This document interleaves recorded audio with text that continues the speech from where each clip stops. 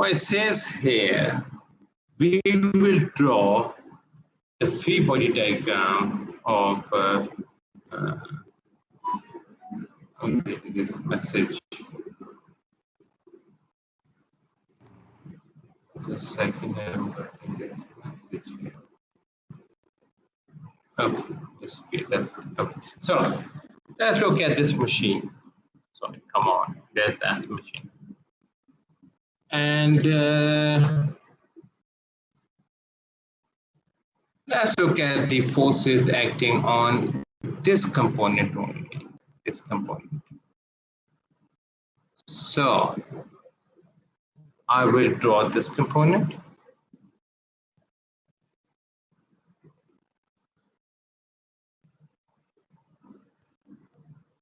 So how many forces on this component? One force. One force on the component. How is in equilibrium then?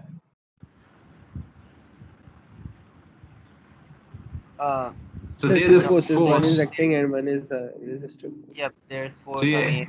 Well, like there's one action force and That's an active force. yeah. Okay, so at point A, is that a two-member force? Yep.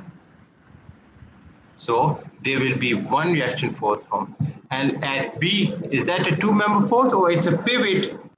It's a pivot there. I think it's a pivot.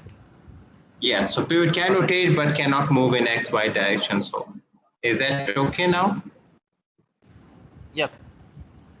So That's the it free has body. two reactive forces and one action force. Yes.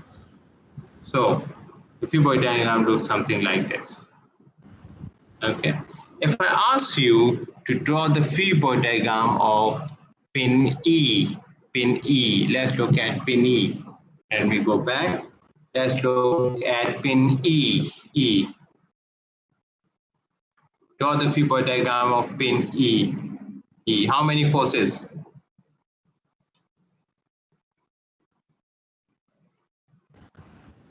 Three forces. Three forces. You got one, a two-member force here. You got a two-member force here, and you got a two-member force here. Yep.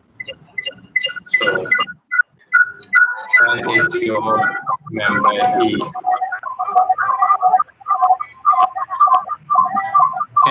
Can someone mic is not mute? Can you please mute the mic? There are two guest accounts in the lobby. Can you please remove them? So there are some Again, sorry. Issues on the net. Okay. No, sir, now let's look at the free body diagram. Okay. Let's now look at the free body diagram of this part. Okay. So let me go back, and we are now looking at the free body diagram of this part.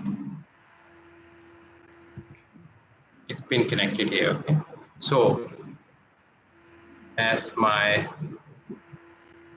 I've got the spring force, I've got the two-member force, and as C, I've got my two reactive force.